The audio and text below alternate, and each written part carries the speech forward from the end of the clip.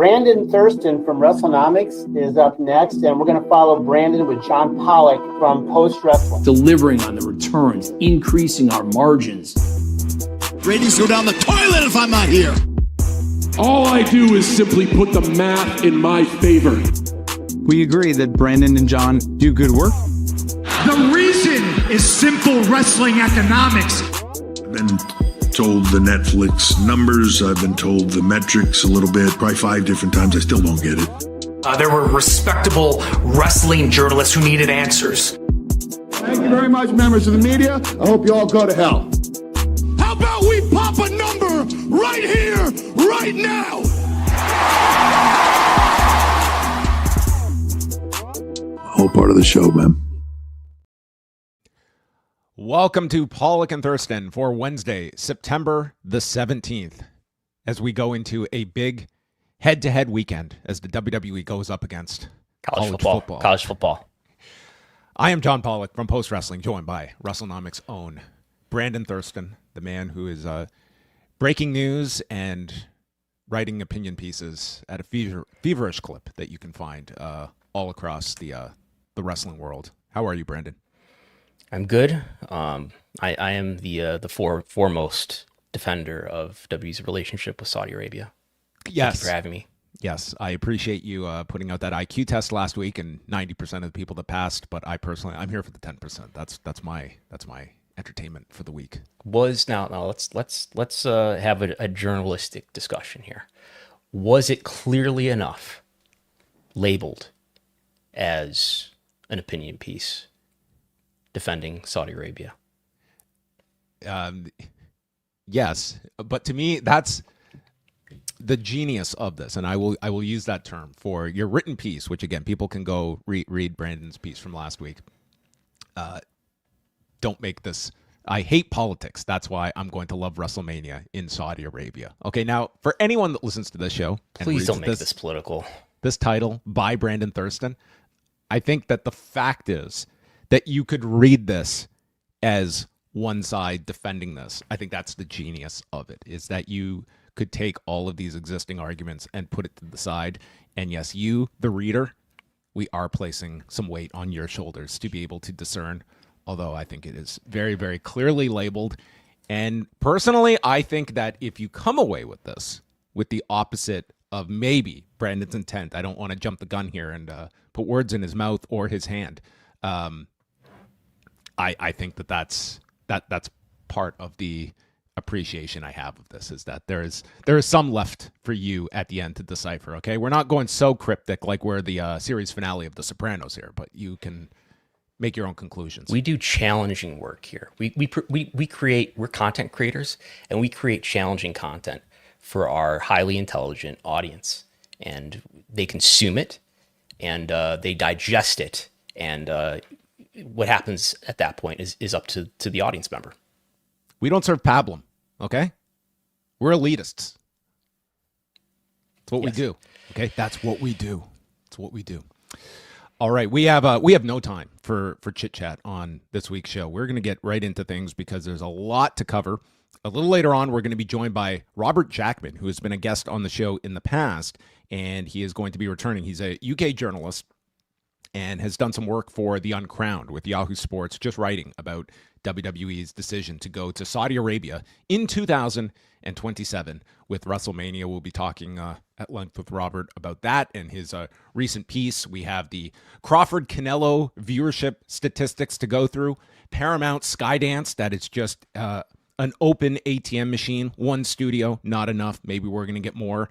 $1 billion up to in share repurchases for TKO. We have lots. A massive legal update from all corners of the legal front. We will be going through updates there, but let us start with the announcement that came last Friday afternoon, or should we say over a week ago on Snapchat, where exclusive members of Turkey Al-Sheikh's followers could have gotten the scoop on this, as well as... He said that it was one of his team members who accidentally put it out there.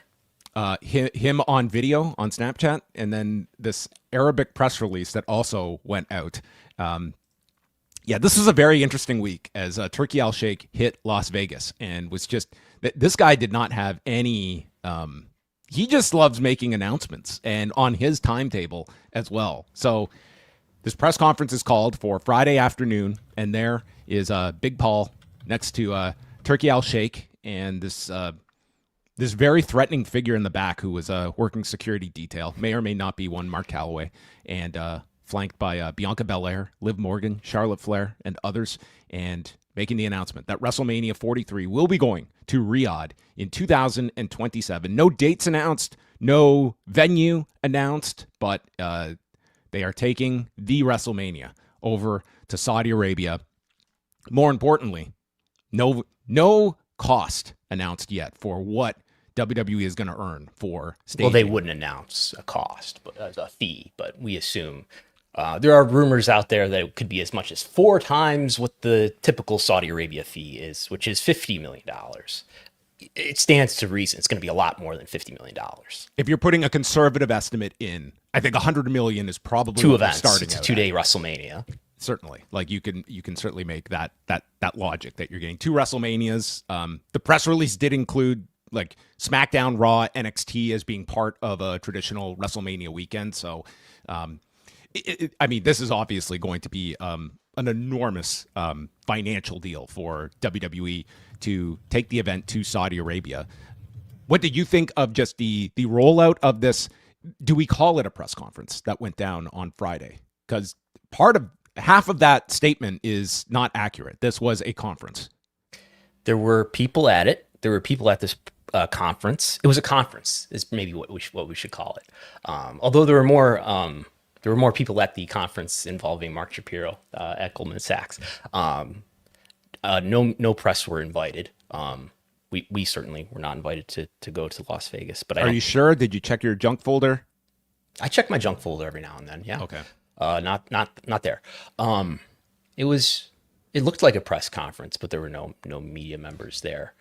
Certainly no questions. Nobody got. I wanted the alternative angle so that we could see from the perspective of the people on stage. What was on the other what side? Were they talking into? Is this like at the Thunderdome when they had to do promos or they staged the Hall of Fame inside the Thunderdome and they're talking to nobody? This is the equivalent of an Oval Office address, I guess. There's, you're making an address and you got to have a lot of people there, so you need a table. I hope members of the media get access to Turkey Al-Sheikh eventually, and we can have a discussion with him. I mean, this was only announced on Friday, so there was a maybe we need it to be remote. So I don't know if we want to go to Saudi Arabia, but yeah. So in the aftermath of this, there seems to be different reactions. There are those that have argued that this is WWE selling out. It's one thing. This is progress, right? This is one thing. This is WWE continuing the progress that they've already helped make in the kingdom. Pat McAfee loves it. It's been cool to watch. You can't sit on the sidelines, as Paul Levesque said. You have to be a part of the change. And, women can drive now. And we should definitely acknowledge that women can drive. I think they have the permission to initiate their own divorces, maybe now. But there are a lot of people who get jailed and even executed for criticizing the government, even mildly. Well, let me just share this, that driven by the modernizing reforms of Crown Prince Mohammed bin Salman, Saudi Arabia has been inching up the ranks of the World Economic Forum's Global Gender Index, now coming 126th out of 146 countries in its Do we know where they were 2024 before? report. Well, they're saying inching up, so that means they were below 126th. So that is by definition progress. Yeah. So I feel like this could take them into a top 100 nation. I feel like we have to say this again and again and again. Okay, why are you being so mean to Saudi Arabia? Why do you hate Saudi Arabia so much? Why don't you? I mean, all governments. Ari Emanuel said he doesn't know why he gave the money back. All governments do bad things. We can all go through our emotional ethics about it. So why aren't you critical of the U.S. when WWE runs in the U.S.? Why aren't you critical of Canada? I know you're biased in favor of Canada, aren't you? Why aren't you in favor? Why aren't you criticizing AEW for running in Toronto? Well, trust me, I would much rather that the WWE and AEW never come here. It's a very big headache for me when they come to town. It throws my weekends off tremendously. My question would be this: let's just simply, again, I have absolutely zero issue if they want to stage shows in any country in the world, But let's ask about other nations, whether it be the Middle East, whether it be other countries.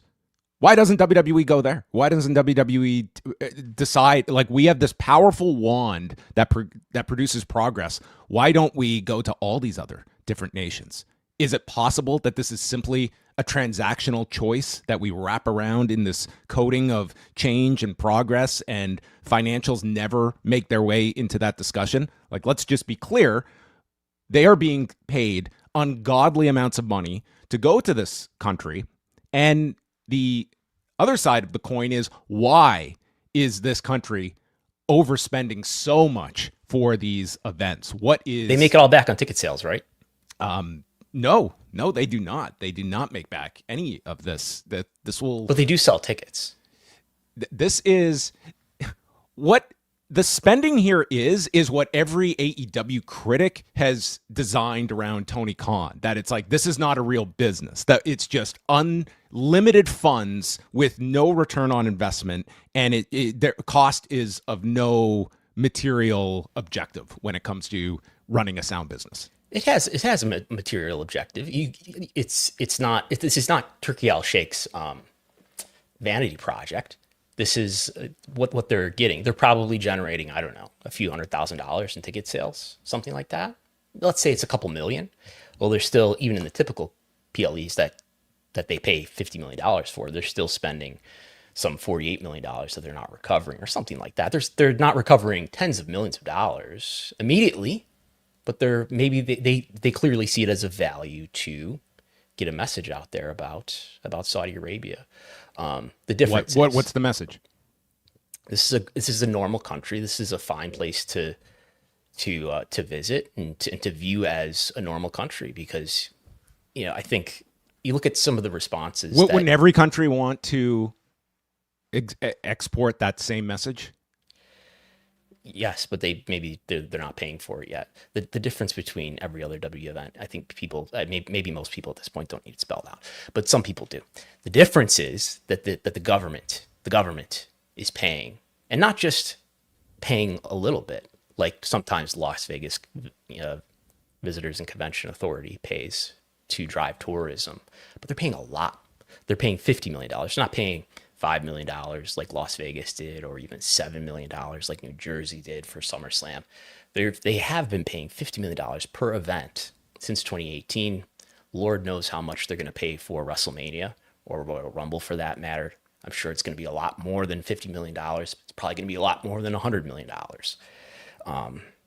That's the difference. And the only thing comparable, I'm just going to repeat what I said last week, I guess, but the only thing comparable to this in wrestling history that I can think of is Collision in Korea in 1995, where, for, what do you know, an authoritarian regime, New Japan and WCW went over there and got paid a lot of money to put on an event that helped spread a message and present an authoritarian regime as normal, or to glorify it. Other examples, now the what about the United States analogy goes when we're talking about the UFC's event that they're eventually going to do on the White House lawn to glorify the Trump administration. Let me say, that event at the White House is going to get far more coverage of this regard than WrestleMania in Saudi Arabia is going to get. So for the whataboutism, let's talk about this next June when that event is coming. And I think there will be plenty of, just even if you're not talking about it from just a kind of a purpose of like moral superiority, just simply what are your tax dollars involved in this staging of such a large scale live event, large scale international event. And let's say this too. Even let's say that Saudi Arabia is not a dictatorship. It's not. It doesn't have one of the worst human rights records in the world. Let's say it's just a sort of run of the mill, mostly free state where people can vote and people can write things and say things without being imprisoned or executed. If that sort of government were paying WWE tens of millions of dollars, hundreds of millions of dollars for events, that would still be weird. To run events out here that get broadcast around the world, that include things like putting video packages in the middle of events to talk about how great the leader of the country is, that would still be weird and questionable. But the fact that government is not a a democratic state where people can vote and express themselves freely without being punished, where it's not a crime to be gay.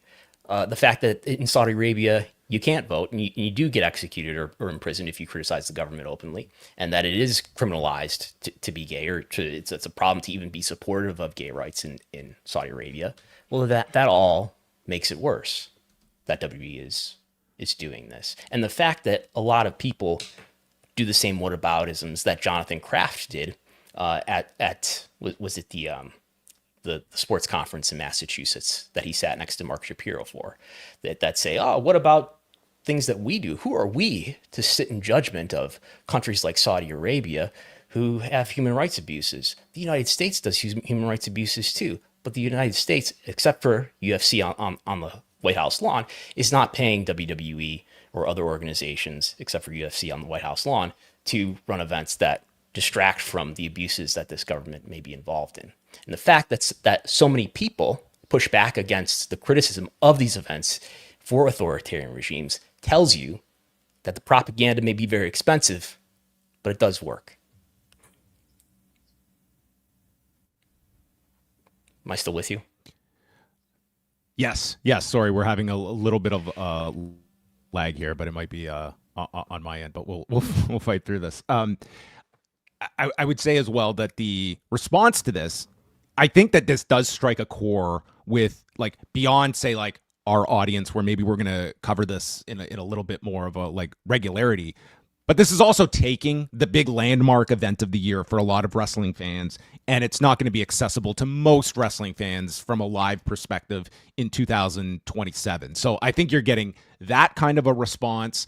It was noteworthy that they reiterated the announcement on SmackDown with the audio turned down, so you couldn't hear the crowd. And then later that night at Worlds Collide, they replayed the announcement as well, and we did see the video show up from the pavilion in Las Vegas, and there were catcalls for the announcement and a chant of "You sold out" at the arena. There was booing. I saw on video. Yeah, exactly. So, and then Monday, it was interesting because this didn't even strike me until one of our listeners brought it up afterwards.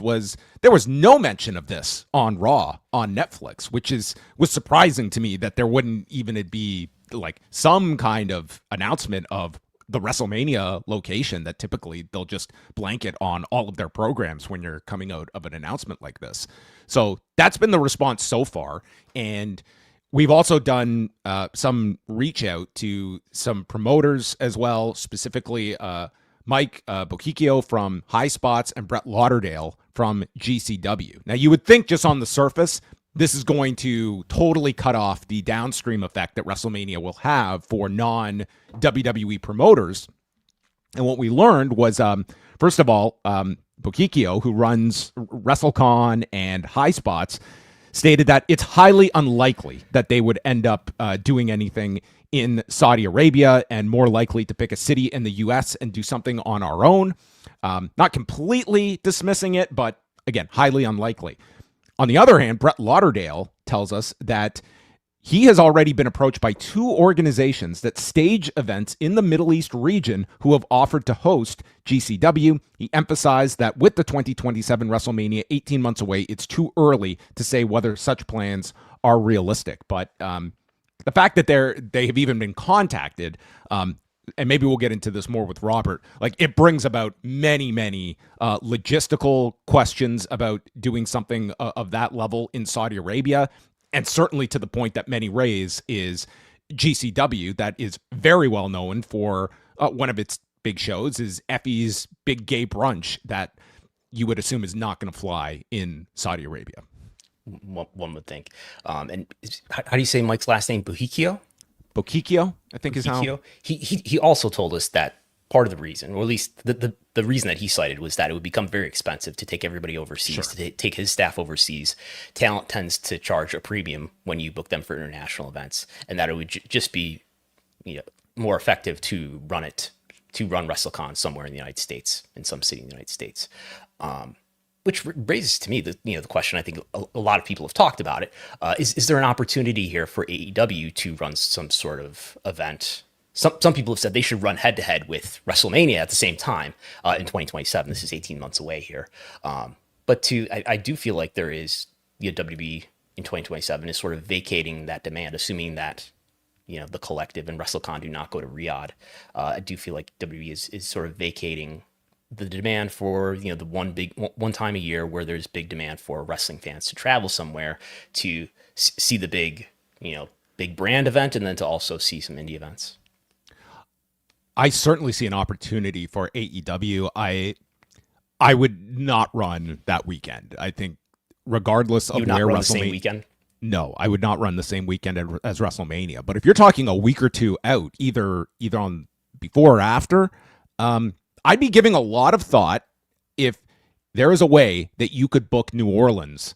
I think it's the ultimate make good that AEW swoops in and, could stage something that is designed to be sort of a, hey, here is AEW that is paying back the wrestling industry, that is giving the audience their big wrestling festival at that time of the year when so many are, it's a growing sentiment of fans that are feeling like, here you're taking the big event away, you're pricing us out of the market, and you have no shame about stating your game plan in very public settings. And AEW can at least kind of play the good guy in this role should they want to. It's at least something I'd be kicking the tires on if I'm AEW and seeing like what opportunities do we have here, because this WWE boom period, there haven't been too many weaknesses or doors left open. And we are seeing like some holes that AEW could potentially fill that, TKO is opening up for AEW potentially. Yeah. I think it's an opportunity for AEW to brand itself. Regardless of, you run a pay-per-view, it's probably going to be profitable. But I think it is an opportunity for AEW to brand itself as the more fan-friendly company that's not going to... Well, Tony Khan did not rule out that he wouldn't take sovereign wealth when someone asked him in an interview. But it does give AEW the opportunity to brand itself as a more fan-friendly company that's not going to take its major events to Saudi Arabia for a government that's going to pay them an exorbitant fee. Combined with other issues like, the complaints about ticket prices being really high. Today, ESPN did hold a media call. Brandon, you were on the call. It was designed to promote Wrestlepalooza that is coming up this Saturday, and this will be launching on the enhanced ESPN app that they have started to promote on WWE programming as of Monday. The DTC app, the enhanced app, the ESPN Unlimited. I think those are all the same thing. Yeah. But that's not ESPN Plus. ESPN Plus, a different thing.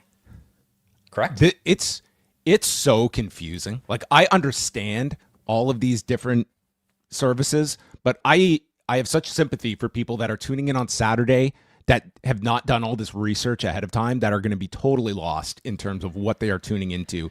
And that seemed to be a recurring theme on this call, was the fact that just because you might have ESPN on your cable package, that does not ensure you're getting Wrestlepalooza. In fact, two of the major carriers in Comcast and YouTube TV, you are not going to have access to Wrestlepalooza, and that represents over roughly 20 million cable subscribers.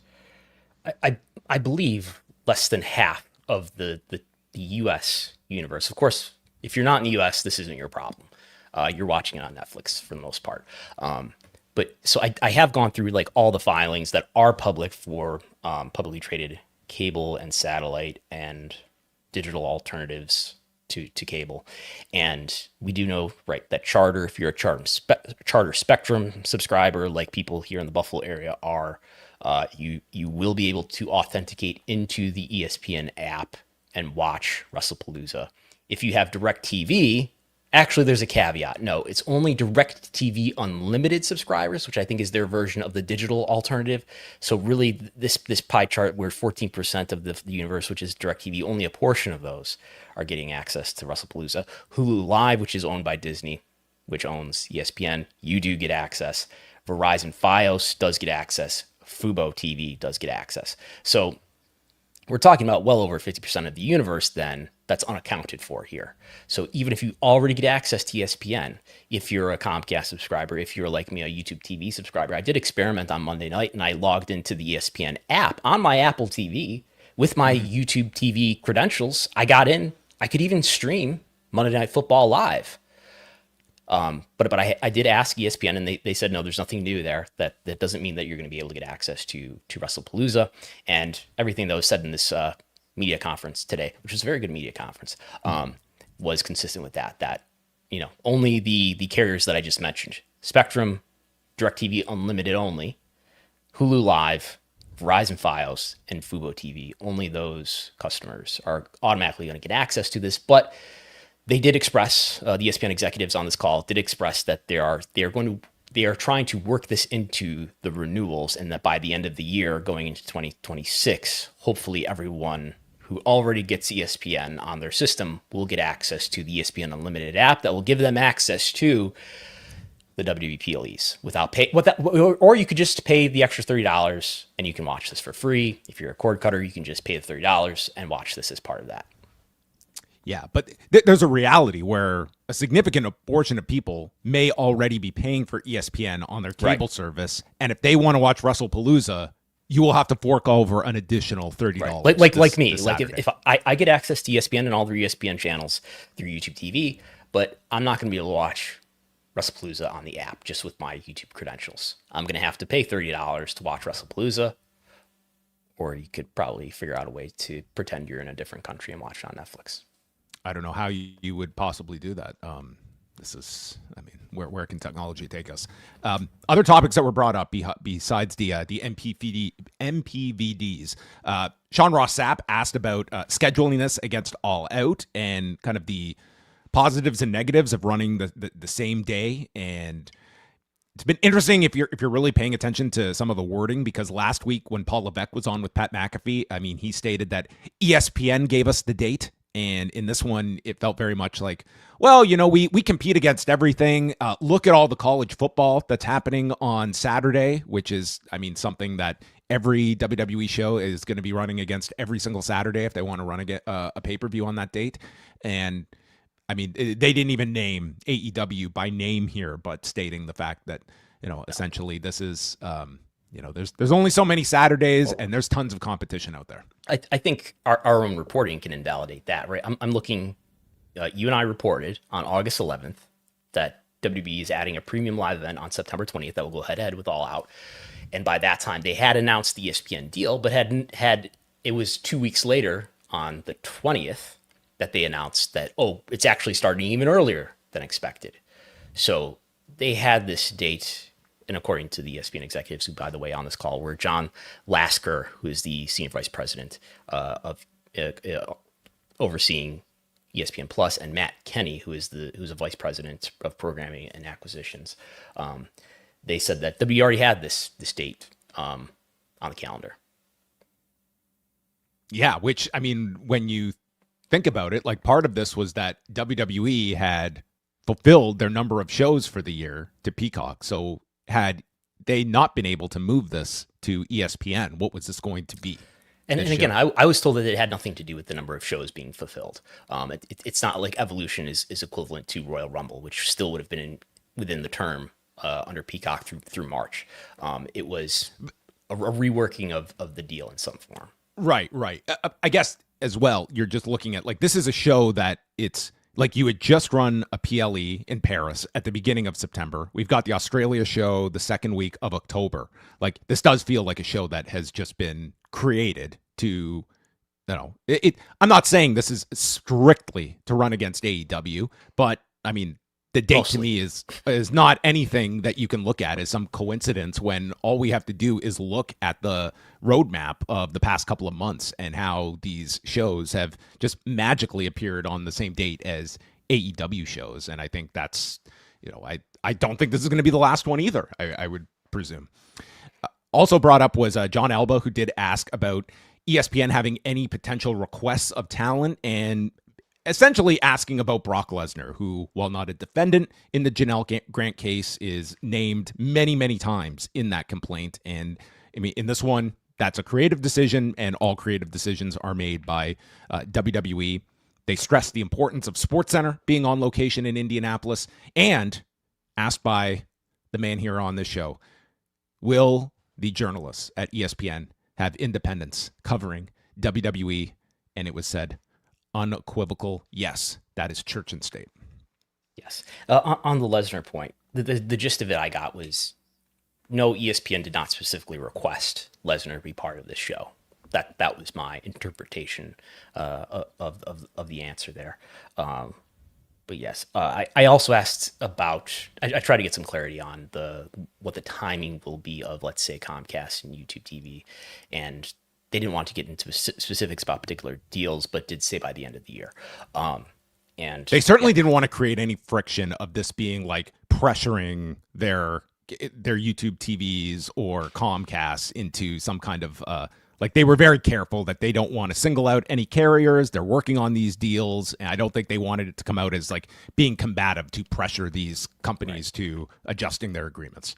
And they're pushing that the $30 per month will also get you a bundle that will be the ESPN Unlimited app as well as Hulu TV, regular Hulu, and Disney Plus. But yes, and I was interested to know if they would at least say, and they did, that that ESPN's coverage of wrestling will continue to be independent regardless of this big financial relationship that now exists between ESPN and WWE. And they said emphatically, yes, as you said, church and state.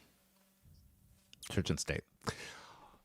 Now it's time to welcome in our guest. He has been on the show in the past. He just wrote an article for The Uncrowned looking at WWE's announcement to send WrestleMania to Saudi Arabia in 2027. Robert Jackman is with us on the show. Robert, thanks a lot for Hi, Robert. stopping by today. Hi, me. Good to see you guys again. How are you? We're doing well. So good. Friday's announcement comes, and this was certainly met with a lot of polarization when it came to the announcement. What did you take from the reaction, specifically starting with like just your WWE fan base? And you went into this a bit in the article in Uncrowned, but what do you sense several days later about how this has been met by the WWE consumer, many of whom like they base like their one big trip of the year around going to a WrestleMania domestically in the US?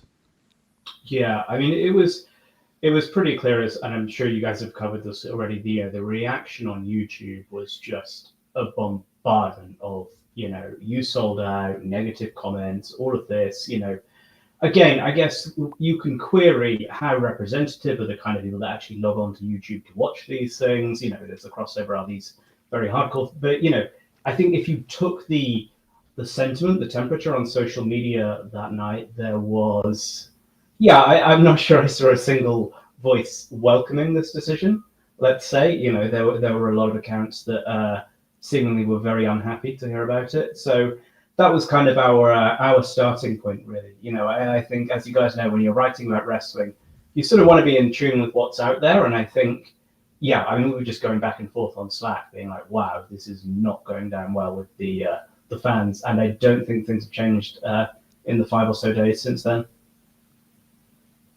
Do you sense that this is very different from, for instance, like UFC going to Saudi Arabia? Obviously, like we had this Canelo fight with Terence Crawford over the weekend that was presented by Riyadh Season. Like, do you sense a difference among the wrestling audience when it comes to this, or at all surprising the reaction to it?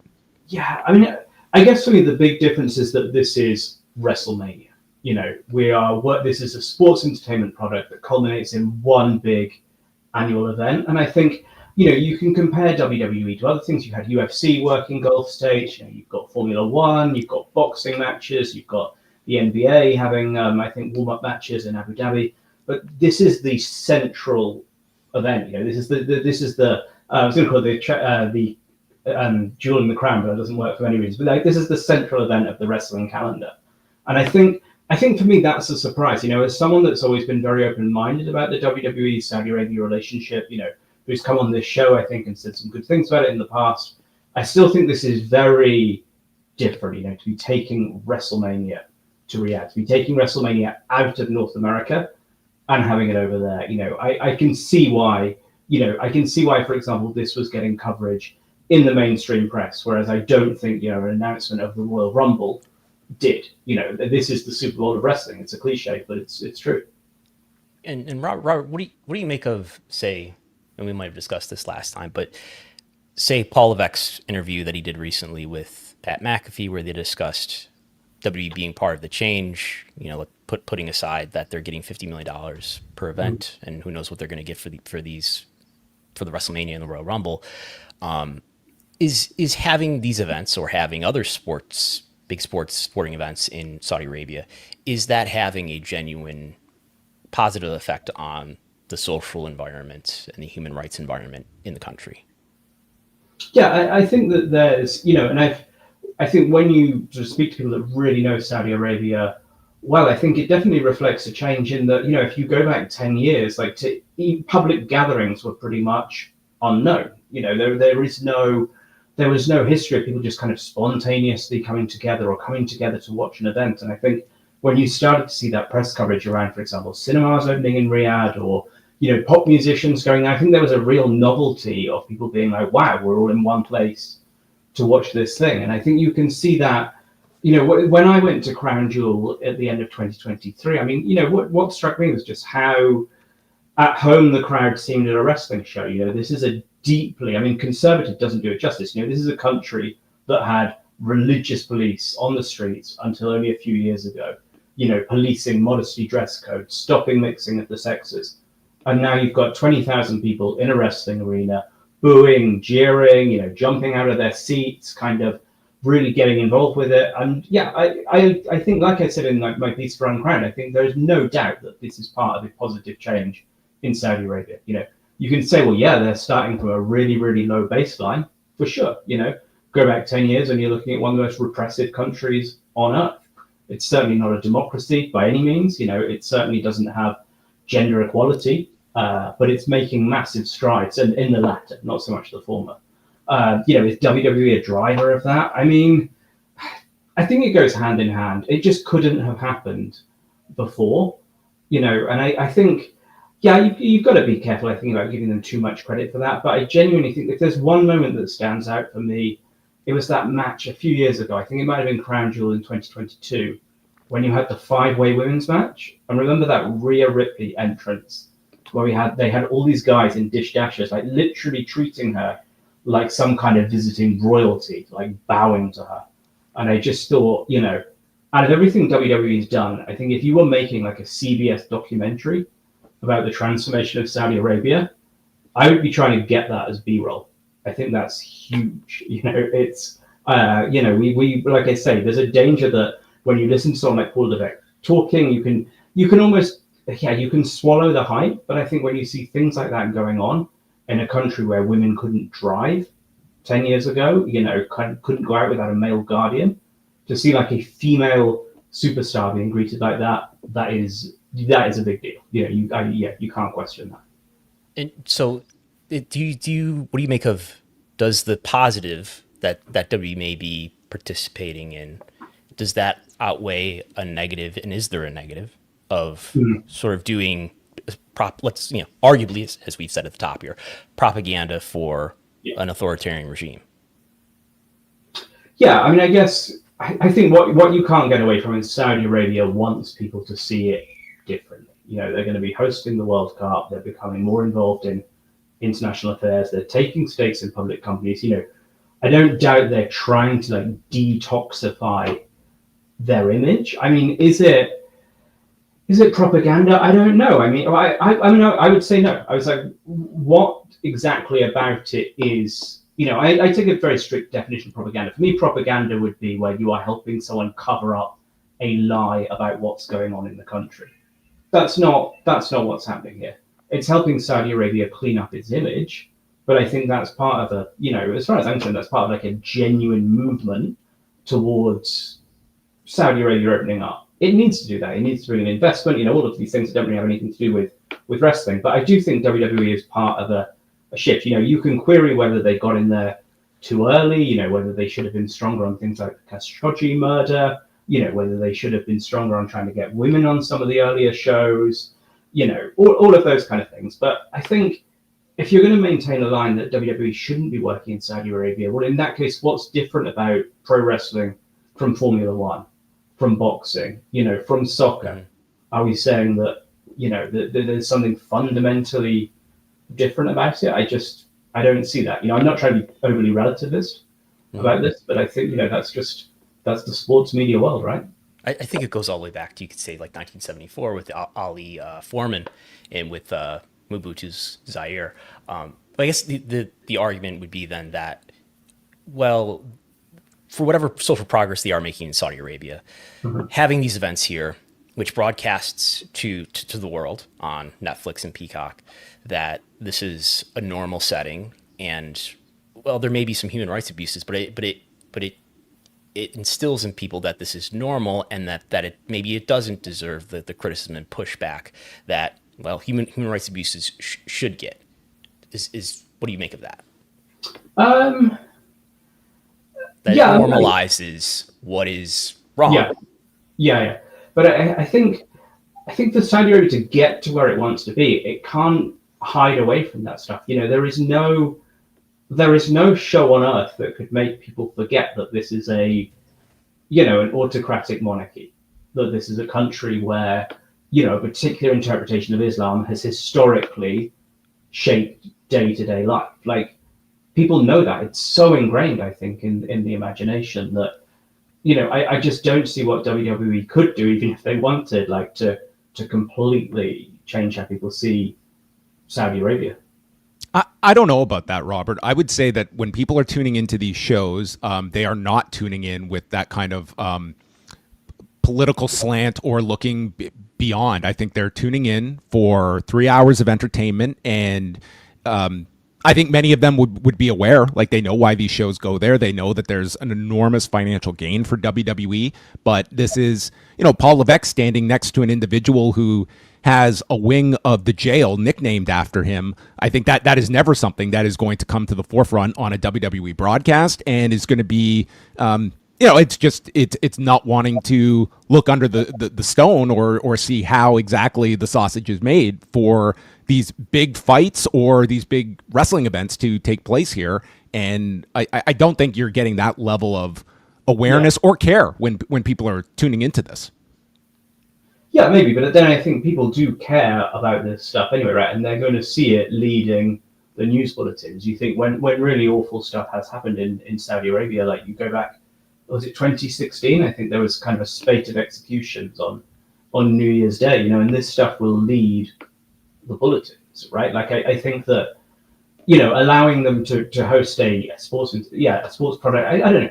I just see a distinction there. Like I say, I think the big risk for WWE is that things could change. If some of those positive steps we've seen in recent years start going backwards, what do they do?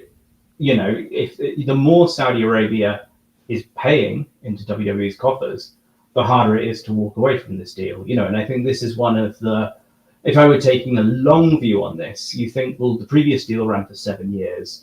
This one is going to run probably for around the same.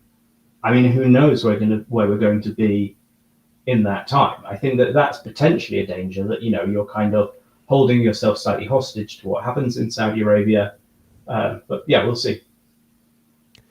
You, as well, we look at, there's very few details attached to WrestleMania. Like, we know it's 2027. What are the logistics of where you could see the events being run? Do you expect this to be a big stadium spectacle? And one of the evolutions we've seen is just in the crowds that they have attracted, that you alluded to. Like, they have cultivated a lot of, you can see wrestling fans showing up to these. Do you feel this event is going to be kind of an exclusive event that is going to be are your just average Saudi Arabian wrestling fans going to be able to attend these shows, in your estimation? Because that's one of the criticisms on this side of the world, is just that it's been such a pricey ticket to be able to get into these shows. Yeah, absolutely. And I think this is an interesting thing. For one, like I've having been to a Saudi show, the shows are not expensive over there. It's a country with a lot of oil wealth, but it's a country with 30 million people. You look at, like, the per capita wealth, it's not that high. It's certainly not on US level. You can normally get a ticket for these Saudi shows. I got a floor seat, I think, for Raw for about $20, on really negligible price. So I can see them carrying on with that. In terms of the stadium, I think it has to be. I think the Saudis are going to think, well, they bought the rights to have WrestleMania, right? And there are certain metrics that get compared from one event to the other. And if we see the WrestleMania crowd dwindle to like 20,000, Kingdom Arena, like that 20,000 for Crown Jewel looks great on television. I think people that follow the product have an expectation for what a WrestleMania looks like. So I don't think that they can get away with not doing a big sort of 50,000 plus stadium. And that's going to be a challenge. Like I was looking at the history, even some of the big boxing matches that have taken place out there recently, the Usyk fights, like they're not in front of 60,000 stadiums. So I think this is, it's going to be a real challenge from my perspective to get that kind of authentic WrestleMania big crowd, those panoramic shots you have at the beginning, to do that purely on local fans. So my reading of the press conference, I'm to call it a press conference, is overselling it. My reading of what took place in Las Vegas on Friday was that the Saudis are really seeing this as part of their tourism push. You notice that like the first question, question is overselling it, but was about people traveling to Saudi Arabia to see this show. My sort of finger in the air read on this is almost a sort of dry run for the Soccer World Cup, which is going to Saudi in 2034. Can you bring in tens of thousands of foreign tourists who have no connection to Saudi Arabia? Will they be willing to go there to go see WrestleMania? And I think that's a real challenge, because I think that is what Saudi Arabia are going to want to see on a bigger level, is a successful tourism event. I don't think that's ever happened in the history of the WWE Saudi partnership. I spent a weekend in Riyadh ahead of Crown Jewel. There were a lot of enthusiastic fans there. 90-something% of them were Gulf Arabs, Saudis, Emiratis, Omanis. I saw very few people that appeared. There were some North Americans working there. Some of whom I chatted to were just completely out of tune with the product, but I guess when you live and work in Saudi Arabia, there's not really that much on, so you kind of jump at what there is. I met some fans from Russia that told me they'd gone there because it was easier than going to Germany because of the climate during the Ukraine war, getting a visa, etc. If that's representative of your Western fans, sort of working expats, and a few people flying in from Moscow, you've got a problem. So, I think, where are you going to get 20,000, 30,000 potentially foreign fans from? That's going to, I think that's the big challenge, and that's what they're going to want to see WWE doing. And I think that's a pretty unenviable situation to be in, for all of that, small violence and all that, but maybe they can pull it off, but I think that's going to be a challenge. And just looking at where events have been for WWE in Saudi Arabia in the past, the first event, the Greatest Royal Rumble in 2018, was in King Abdullah Sports City Stadium, but that is in Jeddah, not Riyadh, where they have said WrestleMania will take place. Yeah, there's King Fahd Stadium in Riyadh, which I think is around the same size, and where WWE has worked before. I mean, it's hard to say, but looking at those older shows, those kind of 2018, 2019. Yeah, Crown Jewel 2018 was in King Saud University Stadium. Yeah. Very flat atmosphere at some of those shows, and I get the sense they might have fallen into the trap that you see sometimes in that part of the world, where you just basically give lots of locals free tickets. I went to a soccer match in Qatar a few years ago, which is a preview for the Soccer World Cup, and that they'd very much done this. They'd filled a stadium with people that just spent a lot of their time on TikTok or left at halftime. I think that's the vibe I got from those early shows. Maybe, I think when you look at the crowd now, they seem like genuine fans, they're loud, but hey, there's only 20,000 of them. Like I say, the challenge is going to be filling that stadium, giving it that WrestleMania feel. I mean, I guess the good news is if you are a European North American fan, you're probably looking at the cheapest WrestleMania ticket you'll ever see in your lifetime. Yes, there's going to be a $600 flight or whatever to get there. But, it's, I guess that's one plus side. Maybe that's how you market it to the U.S. fans. Hey, folks, the cheapest WrestleMania ever. Just get on a flight. There you go. I mean, because I just don't see how you work around that, because like I say, the market pricing they do for Saudi events is so much below the North American and the European pricing. I mean, you can't possibly price separately for 2 markets or something like that. I don't know. I think that's going to be one of my nerdy questions. Really, is how much are they actually going to price these tickets? How are they going to market them? Because I think it'll be very different from what we're used to. Just wrapping things up here, when you look at just WrestleMania as a whole, and certainly this is going to most likely, I think, be the ceiling of what they can command by putting a WrestleMania in a foreign country. But like, can you see a scenario where it becomes like a very small pool of locations that WrestleMania cycles between, from your Vegas and Saudi Arabias, that it's not going to be a new place every year, and it's going to be, kind of just like a very small number of locations where they can maximize their fees to take it there? Yeah. I mean, I think that's what you've seen with Vegas, and I mean, some of the reporting you guys have done around the tax credits they've been getting there. I mean, knowing Vegas quite well, I sometimes wonder whether they'll even try put something kind of on the ground there, a bit like the WWE experience in Riyadh. I could see them working that. But then you've also got these deals.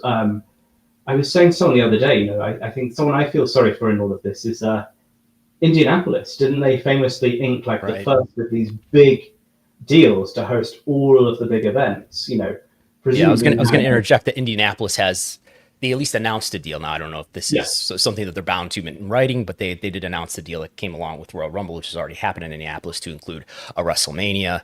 They canceled the New Orleans WrestleMania and have, at least in words, promised them a future WrestleMania. Yeah.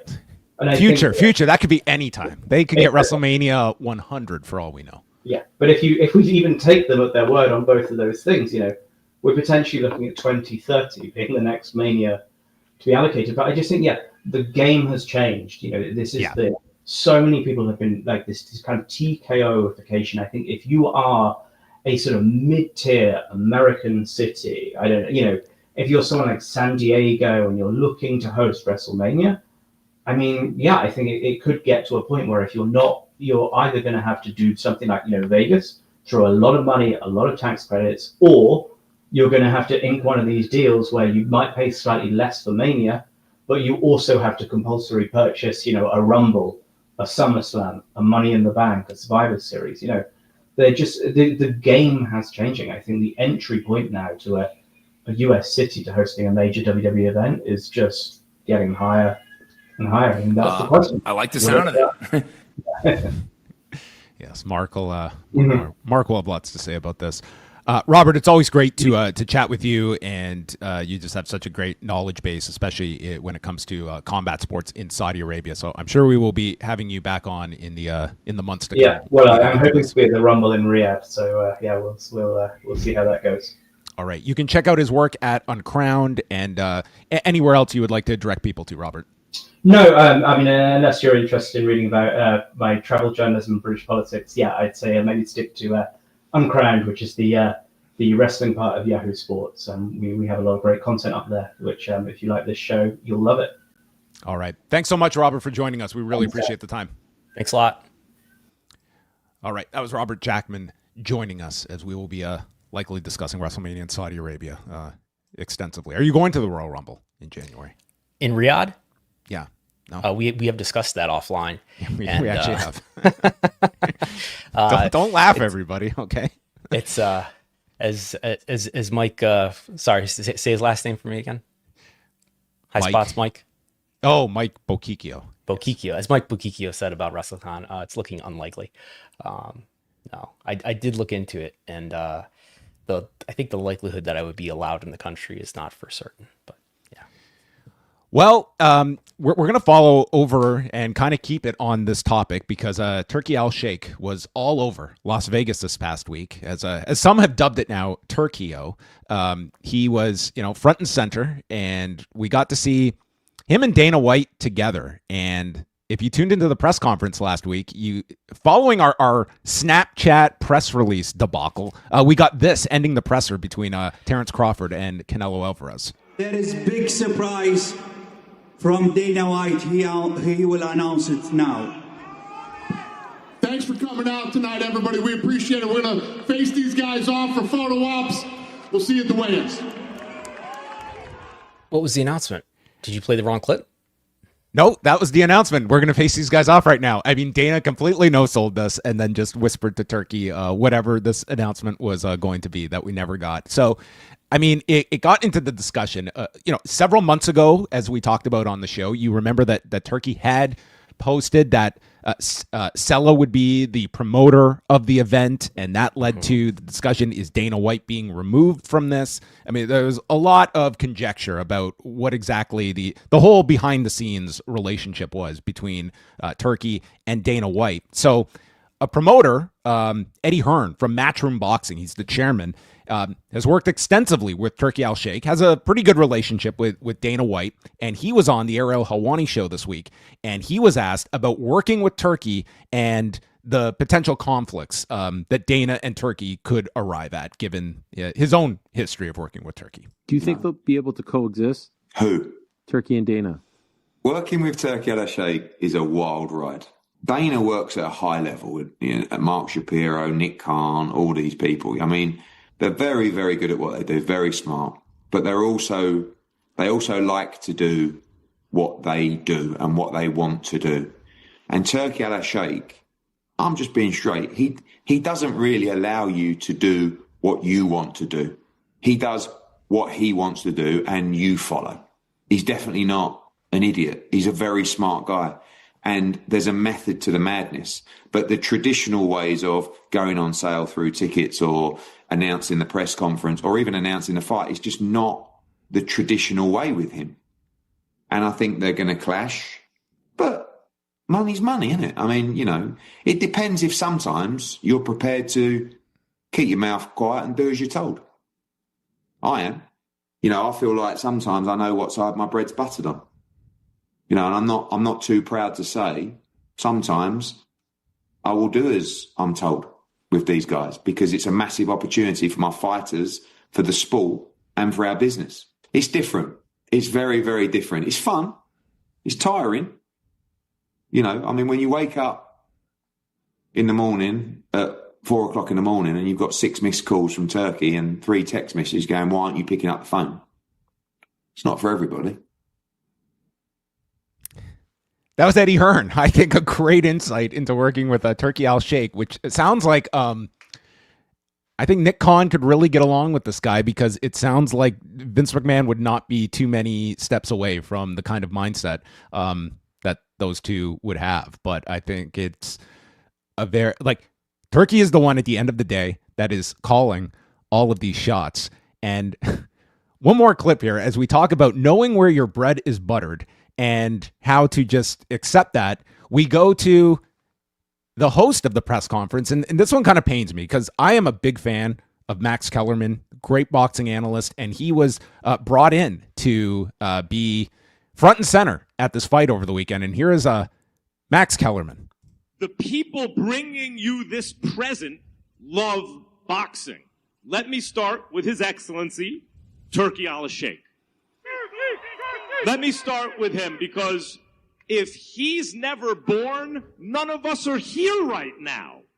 This was his idea. And then Dana White. Dana White is the greatest combat sports promoter in my lifetime. He built an institution. You know why boxing's not as popular as it used to be anymore, right? UFC is really popular. That's because of Dana White. He built something like the NBA. Stop now, because he's about to do it for boxing again. For boxing now. You want an NBA or an NFL in boxing? Here it comes. Because he knows how to build an institution. And how do you do that? Hey, Max. Boxing is always bigger and big. Don't say boxing is not big enough. Boxing is big. You know how big is boxing. Yeah, that was Canelo cutting off Max Kellerman, who, we were having a discussion earlier about the definition of propaganda. I think Max Kellerman just provided us with said definition. But yeah, this was a wild week when it came to everything involving Turkey, Dana White, and this Canelo Crawford fight on Netflix. Yes, I did turn this on for a moment on Netflix on, what was it? Was it Friday night or Saturday night? It was on Saturday. No buffering issues this time around. This was a clean broadcast. Long broadcast, but a clean one.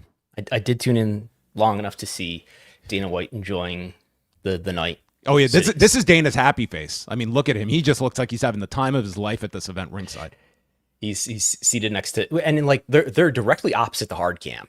Like in WWE, it's they're focused on the ring, and right across the hard cam, there's Turkey and Dana White. Mr. Beast is over here, right? Who's this individual between Turkey and Mr. Beast? That would be one Jason Statham. Okay, tells you how much I know about the world. What a dinner for four that would be. Yes. So the main takeaways from this is we had so the Canelo Crawford fight. It peaked. This is according to Netflix and using the service Video Amp that Brandon will give us some context on what exactly is Video Amp. Peaked at over 24 million concurrent streams, with the main event scoring an estimated average minute audience of 36.6 million live plus same day viewers from opening to closing bell. Now take into account this fight. The walkouts were supposed to be around 11 p.m. Eastern time. This fight didn't start till 12:55. I mean, I didn't see the main event. I was not watching the main event. I think it certainly hurt them dramatically that they went so late, especially for like the East Coast viewers, which make up a significant part of the U.S. audience. The bout, they did announce a gate of just over $47 million. So the viewership paled in comparison to Tyson and Paul, but their gate, I think Paul and Tyson was like an $18 million gate to compare. So this was the third largest gate in boxing history, behind Floyd Mayweather and Manny Pacquiao at $72 million and Mayweather Conor McGregor $55 million in the summer of 2017. A number of takeaways from this, but I mean, in terms of the viewership, I would say like this is probably what many people realistically had as.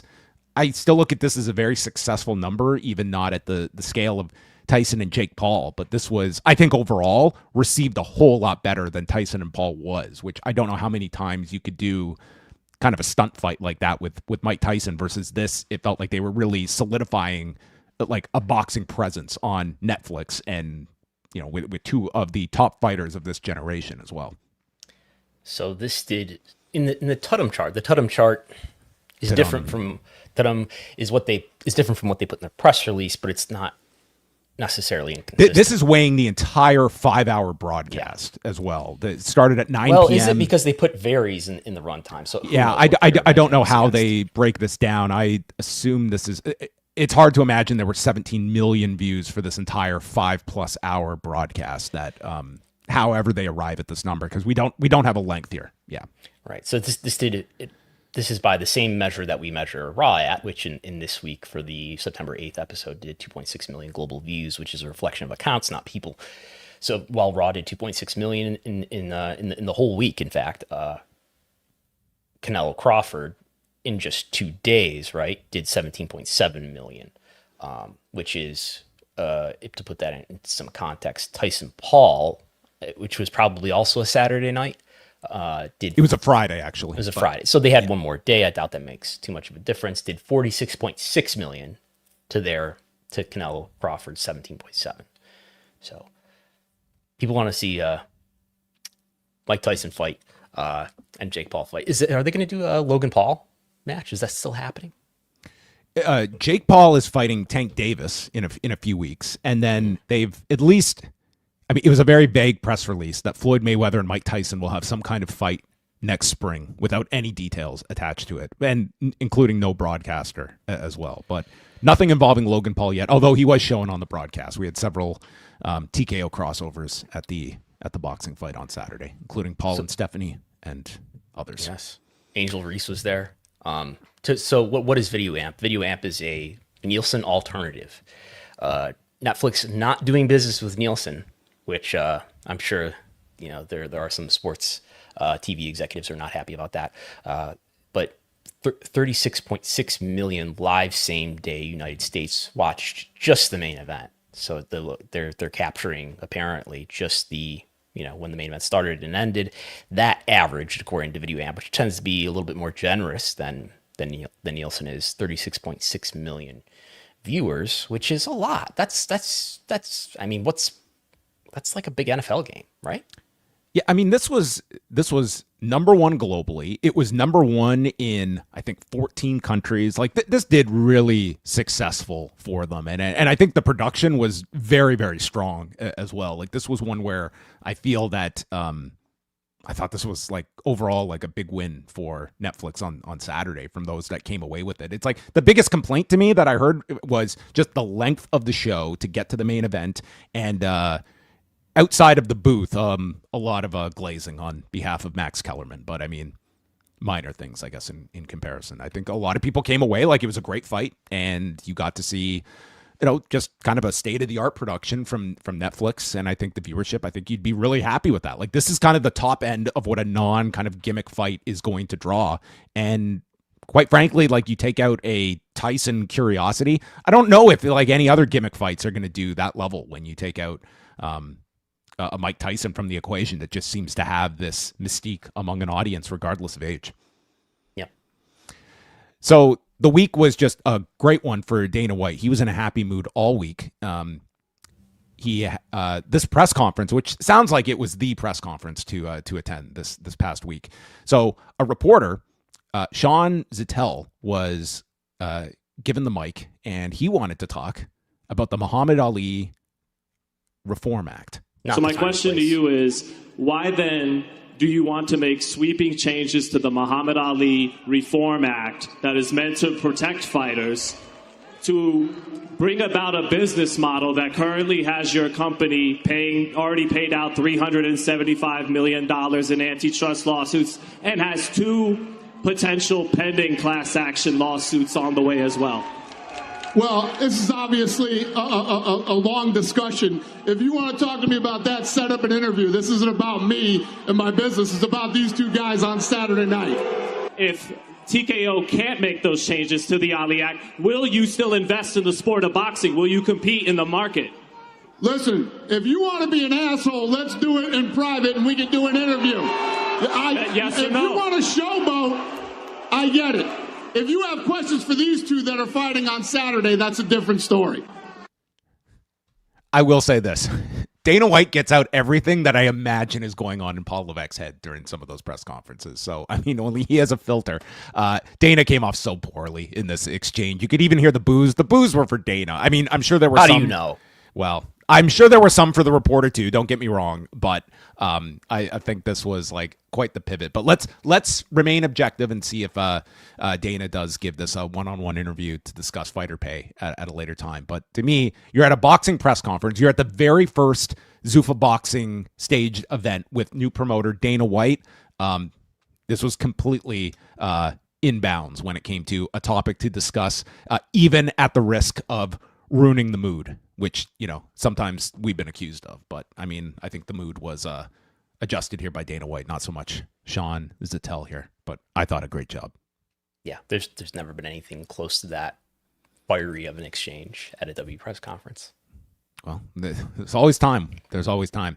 We're going to stay on the Netflix front because today a Mark Shapiro interview dropped where my world comes to a halt. And for 45 minutes, we heard Mark Shapiro on The Varsity with John Oran. And one specific topic both of us found really interesting was Shapiro talking about the recent set of negotiations for the UFC's rights and how close they were to getting a deal with Netflix across the finish line and why that ultimately did not happen with all of the UFC rights going to Paramount and Skydance. There was one moment of disappointment, and that was when we were getting pretty close with Netflix, frankly.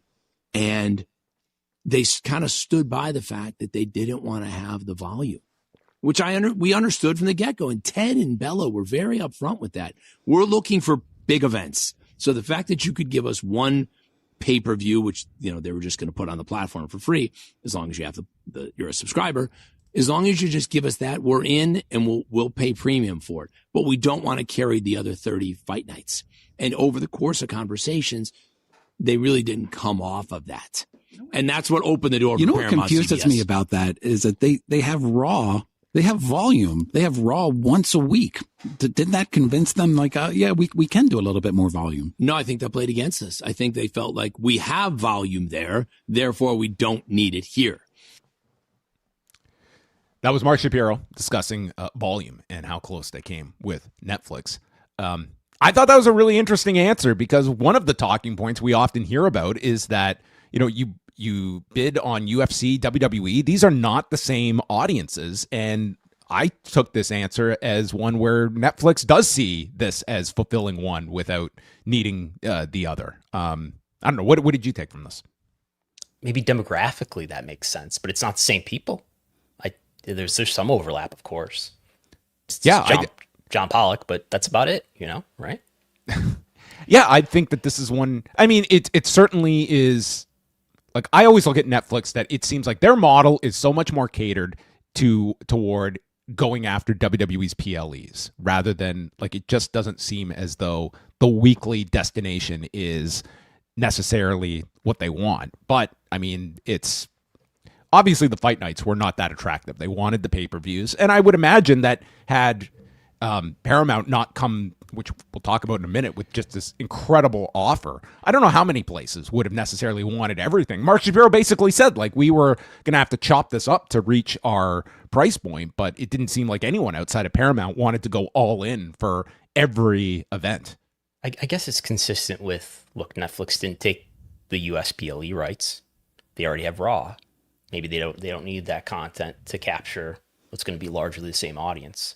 Maybe they didn't want the fight nights to capture the people that they would have already gotten if they paid for the numbered pay-per-views. So, which I wouldn't disagree with. Like, I would only want the pay-per-views as well. Like, the fight nights are nice, but I don't think they're going to be bigger have. viewership if they're on the same level of paywall. Yeah. So, he was also asked about, we don't want to be on 5 different places if we don't have to, but we have great partnerships. We will. And then they kind of went through the WWE inventory, and it's like, you basically need to have like 4 different services to keep up with WWE programming when you include CW. Mm-hmm. So there you go. That was the latest from Mark Shapiro. I don't think anything made the soundbite wall for us from this one. I might have to go back and re-listen. We'll review it later. Yeah. Shapiro did have quite a busy week. He was also at the Goldman Sachs conference, and I guess the big point that came out of this was ticket yield. What are Mark Shapiro's thoughts? He does agree there is a problem with the pricing on WWE tickets, so everyone can exhale. Now, WWE is not where the UFC is yet, as you know, on ticket yield. We have our work to do there. We know we have a lot of room there because Vince McMahon was primarily pricing tickets for families and wasn't totally focused on maxing the opportunity there. And now that we've seen what we can do with UFC, we're replicating that in terms of ticket yield and holding back and advanced sales when it comes to on location on the WWE side. And it's really working out well. It's going really well. And he's right. I mean, look, I can pull up the WrestleTix chart where I'm averaging their attendances over time. And there's people are complaining left and right about how high ticket prices are, but the demand is not going down. Like, I mean, it's a cold dose of reality for a lot of fans, but there is no reason for WWE to shy away from this very aggressive pricing strategy when the market is meeting the increased pricing that they are mapping their tickets out. Like, that is, you have to respond to the market. And quite frankly, the marketplace is frothy. It's frothy to the brim. And quite frankly, if you think that Vince McMahon in this situation would lower ticket prices stating, you know what, these are just too large, I'm sorry, but your painting of a sainthood of Vince McMahon is a little bit exaggerated as well. So I guess that's a PR question here. Should he be more mindful of the rabidity of the wrestling aggregators who did aggregate this? I saw it did make Reddit, which is sort of the barometer to me, that, when you go to these conferences where you're ostensibly speaking to investors, that you should be mindful that the wrestling fan is going to get wind of this too, and maybe say it in a different way that doesn't make it so aggregatable. Or is that those people don't matter anyway? I mean, I hate to be like the glass half empty, but I think more towards the latter. I mean, I don't think it's I think Mark Shapiro, especially at this stage of being specifically in WWE business, understands that there is a level of focus on what they say that's probably a higher degree. Like, I'm sure there's many that would look like how much like Beyond Yourself in 2018 was listening to all of the George Barrios fireside chats. Like, it was a very small amount, even by like wrestling sites that were necessarily covering those, that it was almost like this is a whole separate forum and audience we're speaking to that doesn't, there's a very small crossover in that Venn diagram. And, you know, today this stuff is going to get out, but at the same time, it's like, if you are somebody that has been so priced out of going to a WWE show, like, yes, they want you as a fan, but they are not marketing to you. They are not selling to you. You can be a fan by watching on television, and quite frankly, a lot of you will still watch. And I think that that kind of has bared itself out, that this is an audience that will take this and they'll continue to watch, even if they're priced out. Like, they are not coveting you, the fan, if you cannot, if you're not this tall to get onto the ride. Yeah. As a listener pointed out to me, I think today, I mean, we need to do some research and find the data, but it could just be, and I think it's pretty likely that WWE's ticket prices are just sort of meeting the median, whereas they were probably one of the cheaper tickets in entertainment, let's say before the pandemic. And after the pandemic, it seems like ticket prices on the whole have gone up. And what TKO is doing, what Mark Shapiro's ruthless capitalism is doing, is getting them more up to an appropriate This price is not a according to WWE thing. demand. Like, this is not WWE on an island doing this. I mean, this is a lot of live entertainment that post-pandemic, these have become very coveted, like live in-person concerts, sporting events. They have a higher value, and you have an audience that is ready to spend for them, and that's who you're going to direct them toward. So Paramount and Skydance appear to be preparing a bid to buy all of Warner Brothers Discovery. Diminished cable assets and all. Throw everything from the junk pile and the assets, put it all into a bin, and David Ellison is willing to take it all in. The Wall Street Journal, I have not seen a follow-up article. What about AEW? What does this mean? I almost think we should rename this podcast. What does this mean for AEW? For AEW. That'd be a great name for a show. I got DMs as soon as the story came out. Yes. What does this mean for AEW? You know what? If everyone is being honest, no one knows a goddamn clue. Okay? This bid has not even been submitted yet, much less what this is going to mean. I don't think that AEW has crossed the mind of David Ellison. So I think all you're going to get is guesswork, complete guesswork in terms of what this means. Obviously, this is a more massive story of just, you know, consolidating like two major studios and what this means on a giant level. It also does as well tell you about some of the most powerful figures in the world that rotate on Dana White's orbit, from Donald Trump to David Ellison to Turkey Al-Sheikh and Elon Musk. Like, these are all people that are attending these events and are all in that. He's on the board of Meta. Like, it does tell you the level of power and powerful figures that we are talking about, and how specifically to UFC there are very, very intrinsic ties with. It's a good time to be in business with David Ellison, is what I'm saying, and UFC is all in with Paramount.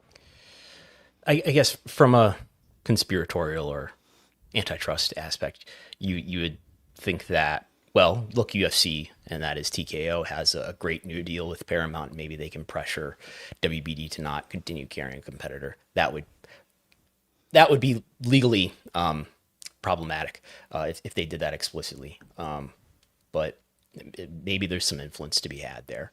I think the other thing that people get at is we've all got post-WCW anxiety, and we know that there was a merger involved with Turner Networks, and then WCW went out of business.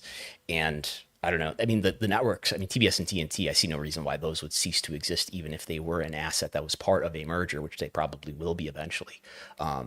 Whether or not this particular deal is the deal that is finalized, we're a long way from there. And even in this Wall Street Journal report, there's discussion of how this is an early bid to try to get ahead of what could be bids from big players, maybe like Amazon and Apple. So I'm sure we'll continue to follow this, and maybe we'll get an update on a future edition of Collision. They'll let us know what this all means for AEW. Let's race through a couple of stories here. So TKO has announced up to $1 billion in share repurchases. This did result in a boost for the stock temporarily on Monday. Essentially, what this is they are buying back a significant portion of its stock and making their stock. It was in very high demand on Monday, as it's now trading at record levels. I think the peak on Monday was around $212, somewhere in that range. It's now at just over $202. Yes. What is this about? Is this about TKO going private? No. It's this was expected. I think of, look, we're not necessarily giving employees who are performing well the raises that they would have expected pre-merger, according to my reporting back in, I believe, March or so, or a few months ago. Ticket prices are way up. Employee benefits that they're used to are not there for W employees. But it's a great time to be a shareholder, because shareholder value is our most important ethical value in modern life. And this is something that they talked about ahead of this announcement, that they not only doubled the dividend recently, but they're also buying their own stock, which just increases the demand for that stock and in theory raises the price of the stock. So it's great to be a shareholder, I guess. Just what it is. I mean, it's an eat what you kill world. Here's an idea. Maybe if you want to be able to afford W ticket prices, we'll just invest in TKO stock, and then maybe you can afford that. I do not hold any positions in TKO stock. That's getting to the front of the line for tickets. Is like you're going to make a big stock sale of TKO to invest in WrestleMania tickets. I think that's where things are going. And hey, look, if you have been holding the stock for a long time, this has been way overperforming the indexes. It's been doing really, really well. Are you telling me that the TKO executives could make out like bandits right now if they wanted to unload? I think they may have stock options. We've seen Nick Khan make some expected and planned selling of his shares. So he's certainly doing very well. We'll get to our legal corner in just a second, but CMLL will run its anniversary card this Friday night, and it's going to be on CMLL's YouTube channel if you subscribe at the highest tier. But also added is it will be available apparently in English and in Spanish on Triller TV this coming Friday night. So if you want to just buy this card, I have no idea, but that's probably important to know. But there have been no names released yet. But this is going to feature MJF and Mystico in a title versus mask match happening Friday night. So this is, I believe, this is the first time that a CMLL card has ever been available on Triller, and with English commentary, no less. So I'm curious. Is Triller out, or is AAA out of working with Triller? Because they'd worked with Triller or Fight in the past, right? Yeah, I mean, none of these recent cards have been on Triller. They haven't been on there for a while, so I would assume that deal has. And that's just been on like WWE's YouTube channel instead, I guess. Yes. Yeah. All right, let's get to some of these legal updates, and we'll do our best to go through all of these. Our favorite case that we're following, of course, is the ongoing Nick Bollea and Terry McCoy. Let's officially give Terry McCoy his proper title as the curator of the estate of Terry Jean Bollea, as he was officially granted by Judge Pamela Campbell last week. So now we have a curator of the estate to answer one of the issues that Waltz Films, who are the producers of the critically acclaimed Video Killed the Radio Star documentary that came out 3 hours and 10 minutes worth last Friday night, that Bubba has promoted, the #1 documentary in the world. And I don't know, is this top the Charlie Sheen documentary on Netflix? I would be curious to know. And who knows? So the latest from all of this is that we have claims from Terry McCoy that the trailer was featured on a clip in Bubba the Love Sponge's show back in August. And then after the temporary restraining order was put in place on September 4th, they still went ahead with the screening the next day in Tampa. And then the documentary was released to the public last Friday on Apple, Amazon, and Google Play. And Terry McCoy, the intrepid curator of the estate of Terry Jean Bollea, he sat down. I assume he purchased said documentary, and he screened the entire 3 hours and 10 minutes, okay? This is a man that is committed to his case, and he time-stamped all the instances of the sex tape making an appearance in this documentary. 17 examples of still photos from the unauthorized sex tape appearing, and one of a video clip, all eclipsing 8 seconds, which Bubba had claimed was edited out of the screening in Tampa, but which they had promoted would all be part of the documentary for the public. So I want to put my cards on the table. I have not screened the documentary yet. You have timestamps to guide you through it, huh, though? Now we know how to navigate through this. I mean, this is and hyperlinks right in this affidavit.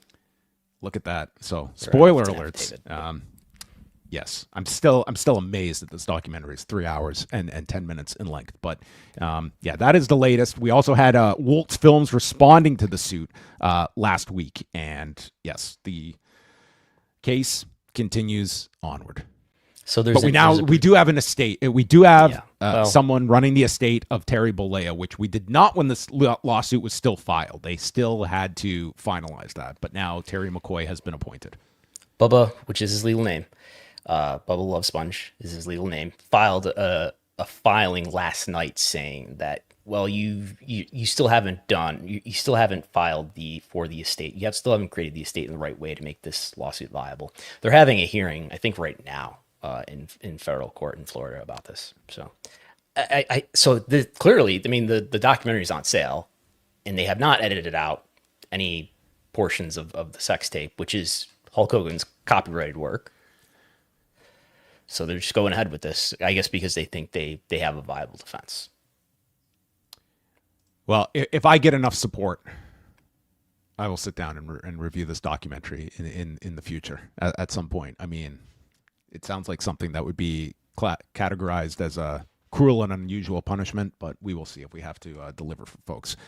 We have a slew of case updates, so I'm going to pass it over to you, Brandon, and why don't you take us through some of the updates over the last week? I believe we have updates on the Cody Rhodes, Wesley Icehold case. We have the latest when it comes to Liv Morgan's stalker. What's going on a legal front? A lightning round, and then we'll get to a few super chats. So the Liv Morgan stalker case, the stalker Sean Chan, the alleged stalker, Sean Chan, his attorneys had been trying to get him moved out of prison and into a Salvation Army to live. The judge ruled this week that no, he will stay in prison. The judge's order says that it's been learned that he has a delusion disorder and has a delusion as it relates to the victim, who is Liv Morgan, which the judge reasoned is all the more reason why this person should stay in prison and is a danger to society and the victim. So Sean Chan is staying in prison, who is a Canadian. So we'll see what plays out there. The W shareholder lawsuit, we had a number of depositions that are now scheduled. So this is the W shareholder lawsuit, which W itself is not a defendant in, TKO is not a defendant, but Vince McMahon, Nick Khan, Paul Levesque, George Barrios, and Michelle Wilson are. They are defendants being sued by a class action of shareholders. And we have depositions that are now scheduled to take place for numerous individuals, including the defendants.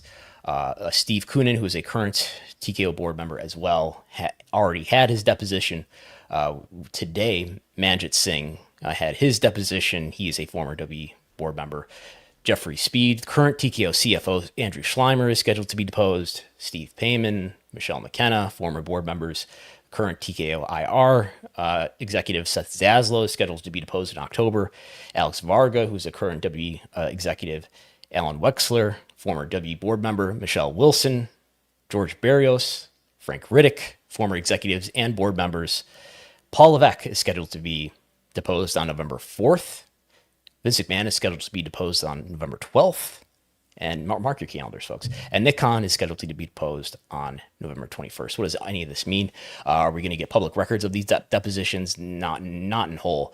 They may become excerpts, may end up being a part of future filings as this shareholder lawsuit plays out. By the way, the shareholder lawsuit alleges that Vince McMahon just predetermined the whole TKO merger process because he knew that only his friend Ari Emanuel would allow him to stay with the company at the end of such a transaction. And so that's allegedly what he did. Defendants deny that. Okay. And then on to the Wesley Icehold and Cody Rhodes American Nightmare lawsuit over the American Nightmare trademark. They are still working toward a settlement. Basically, we knew this already, but their deadlines, which they asked for when they first let the court know that they were working on a settlement, came up, and they have asked for a further extension. They are still working on a settlement. So we'll see if that happens. In the Grant and Colker state level case between Janelle Grant and Dr. Carlin Colker, there was apparently an error on the docket. No. And Dr. Carlin Colker has asked for a clarification regarding this. Janelle Grant, her attorneys filed a objection, essentially characterizing this or framing it as a way to delay producing discovery, producing the medical records that the judge earlier ruled that Dr. Carlin Colker must produce, even though he says he has produced them already. There's a dispute about whether they have been produced in full. And just an FYI, what's going on with the big federal case involving Janelle Grant, WB, and Vince McMahon? Well, still waiting for Judge Sarah F. Russell to make a ruling on the narrow issue of discovery that is motion-related discovery regarding arbitration. We're still waiting for that, and judges can take practically as long as they want. Similar. Do you think she's been debating it and weighing this throughout all this time? Do you think that she started thinking about this months ago and she's just trying to arrive at a conclusion? Or do you think she'll just wake up one day and decide, I'm tackling this decision today? It's a good question about how, I don't know, how judges, what their process is for making rulings like this. In the Ring Boy lawsuit, we're also waiting for the judge to make a decision regarding the motions to dismiss that case. Largely, the defendants are arguing on jurisdiction. There's jurisdiction reasons why this case should not be litigated in Maryland. These allegations are not viable outside of Maryland in all likelihood. So still waiting for the judge to make a decision there. All right. Well, there you go. You are now up to date on all the legal happenings in the wrestling world at large. We'll end off here with a few super chats. Andrew Brown, echoing the sentiment of many people, loved Thurston's article about WrestleMania 43. Yes, we talked about this at the top, and you can still go read it up at postwrestling.com. Thanks for keeping politics out of it. Jake from the Windy City, rest in peace to legendary boxing and MMA writer Tom Gerbasi. His work giving attention to many fighters in the journeys was impeccable. Yes, Tom was a tremendous boxing writer and had gotten into MMA too. He wrote for the UFC site, for Ring Magazine. I mean, wrote many, many books on boxing as well. That news had just come out today that he passed away, so rest in peace. And Gerard Clark. Gerard Clark. I would love AEW, CMLL, New Japan, and Rev Pro to do an event in a rich sponsored country like Monaco, China, Japan, UAE, if possible, and Rio de Janeiro. I hope he means unless he thinks they should just blanket all of these various countries. Like WrestleMania 2 is just be simultaneous in multiple locations. Yeah, I mean, as many time zones as possible across, just put one promotion per country and cover every continent. Yeah, I don't know. I think that there's certainly an opportunity for AEW to do something. I don't think it's going to harm WrestleMania. I think it's more so a PR exercise for AEW and just that portion of the calendar being able to be something that AEW can maybe capitalize on from just a fan in the US or Canada, for instance, that would make the pilgrimage to a WrestleMania every year that does not have the means to go to Saudi Arabia, but still wants to have that WrestleMania type convention experience and that you could stage something. I would certainly, like, you have enough time that I think you could weigh the options. And I, for many reasons, think that New Orleans would be a tremendous choice, if not Indianapolis.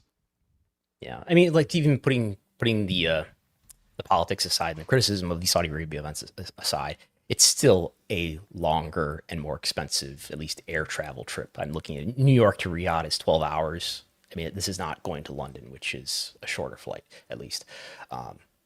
So it's going to make it more difficult for people, at least on this side of the globe, to travel there. And it's also going to increase, I think, a lot of the interest in next year's WrestleMania, just knowing that it's going, like, it's your last chance. That's it. That's how they should market it. All further WrestleManias will be held in Saudi Arabia. The real Double or Nothing next year in April. All right, we're going to close out the show here, but a big thank you to Robert for joining us. You can follow his work at The Uncrowned and many other outlets. Brandon Thurston, who is, of course, you can find his work at Wrestlenomics.com, postwrestling.com, and whatever else is in the pipeline that is coming up. Yes, it's all there. Every episode of Raw, SmackDown, NXT, Dynamite, Collision have the big data reports. I also put audio of the ESPN media call in there for subscribers as well, if you want to check that out. Best media call you've been on in some time? This was great. I mean, I think all wrestling media calls from now on should be with the TV executives of the partner. It was every question. I was listening to it, just re-listening to it just before we got on the air here. Every question was a good question. Nobody asked about when you're going to visit this town again. Nobody asked, which match you're most excited for. There were no kayfabe questions. It was great. It was kind of, refreshing just on the sense of you're not speaking to the promoter. They're not necessarily certainly they have an investment. It's ESPN representatives. Yeah. But I mean, they're talking about things on more of a logistical level, and like the creative aspect and WWE decisions, like that's not their avenue. Right. And yeah, you did get a lot of like good questions out of this as well. So, I mean, it's, no showboating, no calling each other assholes. I mean, it was refreshing to hear. All right, we're going to sign off, but thanks to everyone for joining us. I'm back tonight with Wei Ting late because AEW is going on for 3 hours tonight in London, Ontario. September to remember. Will you remember this show by the end of 3 hours? That's going to be the challenge tonight. And then we're back, postwrestlingcafe.com on Thursday, as we are going to the state of Maryland, where WWE held the Survivor Series in 1995 in Landover, a.k.a. suburban Washington, D.C., as Vince McMahon identifies it on the show. So that is coming up on Thursday, and we will have coverage this weekend of both Wrestlepalooza and All Out, which I will be attending and going to the press conference. So that'll be coming up this weekend. Thanks, everyone, for joining us. We'll speak with you next Wednesday, same time, 1 p.m. Eastern.